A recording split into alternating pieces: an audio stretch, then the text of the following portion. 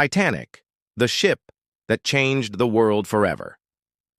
They called her unsinkable, a floating palace of ambition, luxury, and confidence that mirrored the era's obsession with progress. The RMS Titanic wasn't just a ship, she was a symbol, a statement. A 46,000-ton marvel of engineering, born from a time when humans believed they had finally conquered nature. And maybe that's where the hubris began.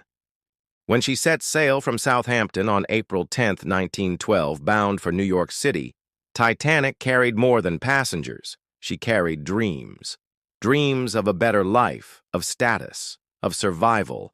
From the millionaires sipping champagne in first class to the immigrants sleeping below deck with everything they owned in a single bag, the ship promised them all a new beginning. But just 4 days later, in the cold silence of the North Atlantic, Titanic collided not just with an iceberg, but with the limits of human arrogance. Because the real tragedy of the Titanic wasn't just the 1/500 lives lost, it was how preventable it all was. The ignored iceberg warnings, the insufficient lifeboats, the belief that no catastrophe could touch something so modern. We often tell the story as a freak accident, a twist of fate. But the truth? It was a perfect storm of pride, class division, and a refusal to prepare for the worst. The upper decks were evacuated first. Third-class passengers were held behind gates, and many lifeboats were lowered half-empty, while people screamed in the freezing dark. It wasn't just a disaster. It was a moral failure. And yet, the Titanic still fascinates us. Over a century later, we build movies, documentaries, museums. Why? Because it feels eerily familiar. We still live in a world where the rich sail comfortably, while others are left scrambling for a spot on the lifeboat. We still chase technology with blind optimism, often without asking what happens if something goes wrong. Titanic wasn't just a ship, it was a warning. And perhaps that's why it continues to haunt us. It's a story not only about loss, but about the illusion of control, about how even the biggest, boldest creations can be undone in the span of 2 hours and 40 minutes.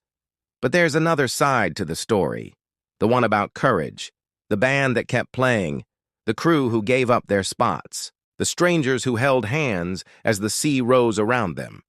In the face of terror, some chose compassion over panic. In that way, the Titanic didn't just expose our flaws, it revealed our humanity. The story of the Titanic is not just about a ship. It's about ambition, hubris, and the chilling reminder that even the greatest feats of human engineering can be humbled by nature. In 1912, the RMS Titanic was the largest, most luxurious ocean liner ever built, hailed as unsinkable by the media and its creators. On its maiden voyage from Southampton to New York, the ship was filled with the elite of British and American society, alongside hundreds of immigrants chasing the American dream. But as the Titanic sliced through the cold Atlantic waters, its fate was sealed on the night of April 14th. The iceberg that struck its hull exposed the fatal design flaws and safety oversights, like too few lifeboats, that turned a symbol of progress into a floating tragedy. More than 1,500 lives were lost, not just because of the cold or the sea, but because of misplaced confidence, ignored warnings, and a world that believed it had conquered nature. Yet from that wreck emerged powerful changes. Maritime laws were reformed, wireless communication protocols strengthened, and lifeboat requirements overhauled. Today, the Titanic still haunts the world's imagination, not just because of the disaster, but because it was a perfect storm of human greatness and human error colliding in one unforgettable moment.